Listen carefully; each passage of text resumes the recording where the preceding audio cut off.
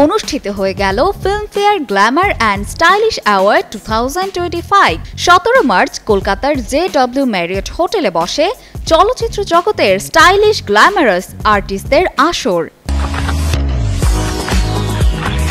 প্রথমবারের মতো আয়োজিত এই অ্যাওয়ার্ডে পুরস্কৃত হন দুই বাংলার নন্দিত অভিনেত্রী জয়া আহসান।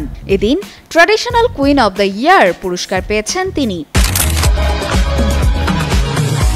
পুরস্কার প্রাপ্তির পর সামাজিক যোগাযোগ মাধ্যমে সুখবরটি অনুরাগীদের সঙ্গে ভাগ করে নেন জয়া। নিজের অনুভূতি শেয়ার করে অভিনেত্রী লিখেছেন, এই পুরস্কার পেয়ে আমি ভীষণ খুশি। ফিল্মফেয়ার সবসময় আমাকে বিশেষ অনুভূতি দিয়েছে।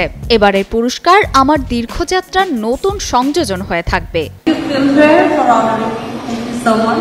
এদিন সঙ্গে বেশ কিছু ছবিও যোগ করেন জয়া।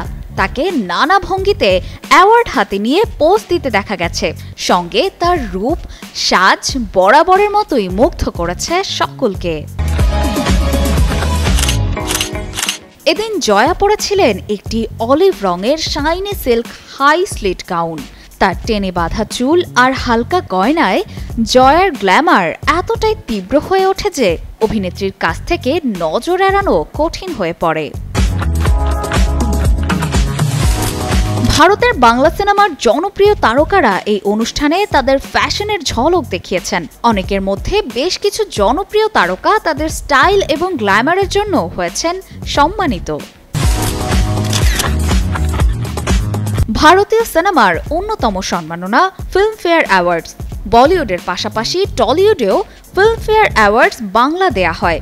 ভূতপরি সিনেমায় অভিনয়ের জন্য সেরা অভিনেত্রীর বিভাগে মনোনয়ন পেয়েছে জয়া আহসান। টানা 7 বার মনোনয়নের সঙ্গে জয়া পেয়েছেন 4টি ফিল্মফেয়ার পুরস্কার।